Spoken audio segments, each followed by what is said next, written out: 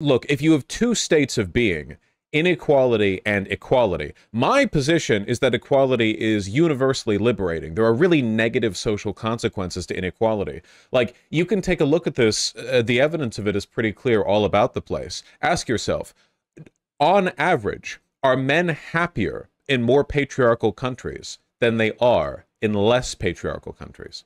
Like, there's obviously a lot of conflating factors here, but do you see a trend where in more sexist societies, men are happier and there's more well-being and blah, blah, blah? What about racism? Are societies that have, on average, a greater degree of sort of racial segregation or bias, does that tend to lead to, like, better, like, well-being in the dominant population? Generally, no, I don't think so. I think that the best way to take a look at this is anytime you get rid of segregation or apartheid, you usually see a general increase in the standard of living. Like, I mean, in America, we had slavery in the South and a lot of racism in the North, but not slavery, you know, technically. And I guess the implication would be that, like, white people must have necessarily been better off in the South than in the North because of the extractive process of the labor they were taking from black people who were kept as slaves. But that's obviously not true, right? In fact, I think you could make the opposite argument. Not only was that not the case, but also the broader social consequences of slavery, I think, made life worse for white people in the South in two major ways. One, I just, on a purely, I guess, like, psychological level, I'm on the master-slave dynamic shit with this. In this case, literally, okay? I think it's psychologically harmful for people in a dominant social position to see themselves reflected in the eyes of the people they dominate. I don't think that's good for you. I don't. It makes you paranoid. Seriously, like, think about it. White people literally owned black people in the South, and they still fell asleep every night having feverish nightmares about them being racially cuckolded by their slaves. Like, if anything, the evidence we have is that racism in a population tends to make them extremely anxious. There's like an underlying alienation that causes them great distress, which causes them again then to, like, reify the oppression. I don't think that, like, works out to their benefit, you know? It just doesn't seem to. You can see this in the United States today because the most racist populations in the United States don't live around other races. They live in racial enclaves. They're like white rural people or whatever. Like the populations that tend to make most of their decisions based on racial anxiety are the ones who encounter other races the least, and in many cases are quite dispossessed themselves. Another example of how racism hurt white people in the South. White people too. This is, and again, a lot of people are going to be like, oh, everything has to be about white people. Obviously, slavery hurt black people. Fucking idiots. But another example of how this came back around to hurt white people was that, guys, I don't know if you noticed, but back around the time the Civil War break out, the South was a little bit materially underdeveloped. As it turns out, as efficient as slavery is in terms of cost saving, it's not a good way of facilitating, you know, modern, at least modern for the time, economic and industrial development. And that was because the social systems in the sort of like hierarchy and structures and metastructures in the South were so built around maintaining white supremacy that they were unwilling to make the kinds of social and industrial changes that modernizing societies needed to, because those would have pulled away from the fabric of their system.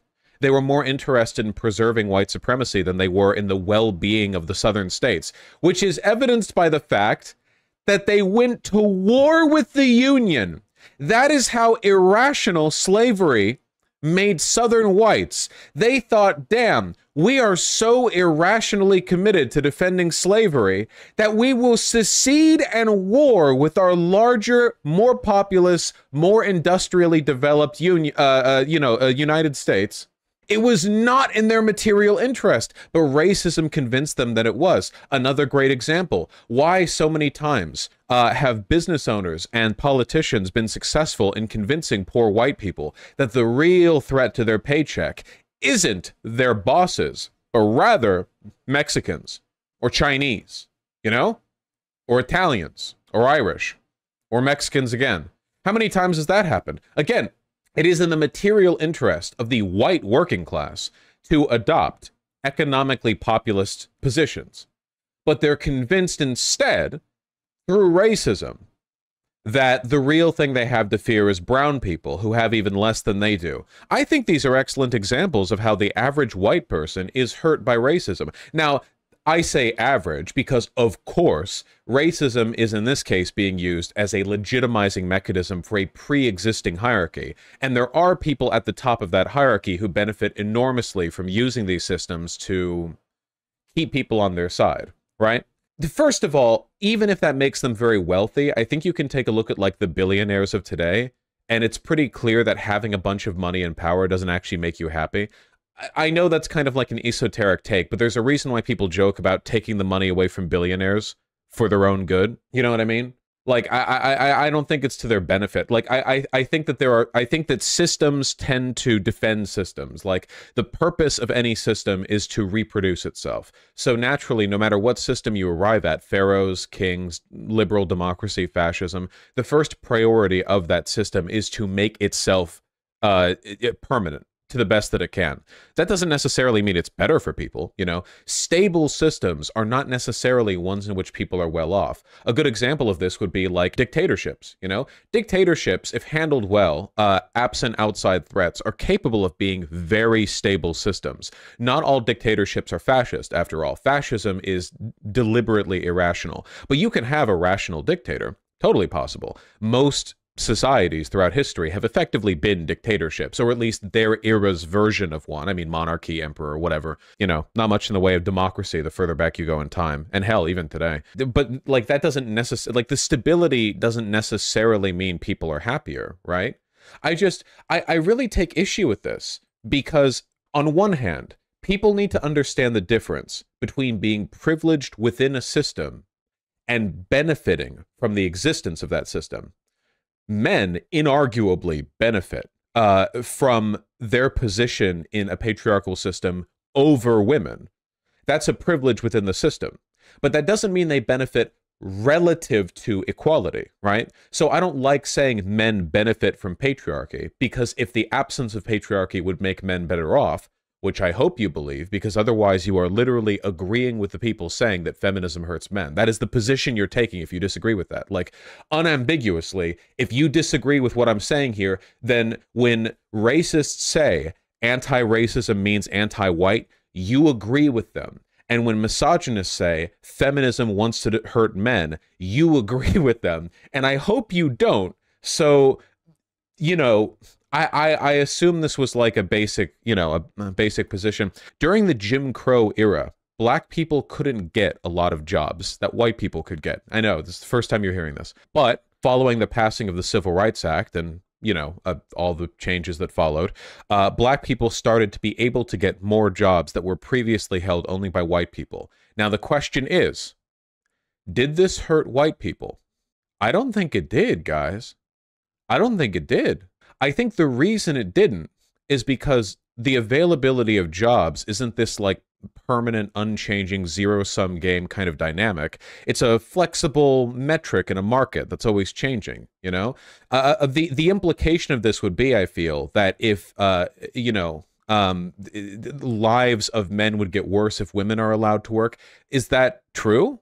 By the way, like, did the life of the average man get worse as a consequence of women being able to work as well? The implication of this to me that bothers me is the argument from a lot of people seems to be that it is actually in the rational self-interest of men and white people to be bigoted. That the argument from a lot of people on the left seems to be basically like, it might be evil, but white people are correctly acting in their rational self-interest by doing racism, Jim Crow, slavery, whatever else, or that men in, like, I don't know, Iran or Saudi Arabia, like, essentially the argument then would be that men in Iran, the morality police, are acting in their rational self-interest by restricting the rights of women, or likewise in Saudi Arabia. When Saudi Arabian men gave women the right to drive on their own, that was like an irrational decision from the perspective of their well-being. And The problem that I have with this, in addition to the fact that it's fucking wrong, and it's empirically wrong, like it's demonstrably wrong in so many different ways, in so many different points in history, in every country that we ever had any sociological data from, the idea that equality hurts the dominant class, you know, I just don't believe that bullshit. But ultimately, this is the logic of the white nationalist, right? So most white nationalists are just hateful retards, but if you find a smart one, and you'll have to look for a while, but eventually you might, you will get an explanation for why they believe what they believe. And what they believe is that different ethnicities or races have just innately or otherwise different interests. There are white nationalists who claim to not believe in racial supremacy. They're lying, of course, but let's take that position for granted for a moment, because I think that we can be as charitable as we want and still destroy the argument, you know? Let's say, for example, that a white nationalist does not believe in any innate differences between any races. They argue then that due to cultural differences, of which there are, of course, there are cultural differences all across the world, different racial or ethnic groups will always have different innate interests, sometimes conflicting ones. There are a finite number of resources, land, whatever else. And as a consequence of that, the white nationalist only wants to get on their team's side before the other teams destroy them. See, their argument is that white nationalism isn't like a white-specific movement. It's just an acknowledgement of the inherent racial war that's always been going on, and that to ignore it is just to ignore a fact of reality. It's always in the self-interest of a race to defend their race first, right? So, naturally, as a product of that, they're not like taking a political position outside an acknowledgement of reality. That's the position, it seems, that a lot of these Twitter leftists are taking from the other side, right? They're essentially saying, yeah, no, men and white people and what have you, they're hurt by equality. The only difference is, from the perspective of the Twitter leftists that I've been arguing with here, you know, the broad Twitter leftist, the archetype of the Twitter leftist, they're saying that this process is good, actually. They're essentially adopting the logic of the white nationalists, but taken from the other moral perspective, that there is always this innate conflict. It is always, you know, a zero-sum game. They're just fighting over, like, what they consider to be an equitable distribution of that limited power and social prestige. Everyone understand what I'm talking about here?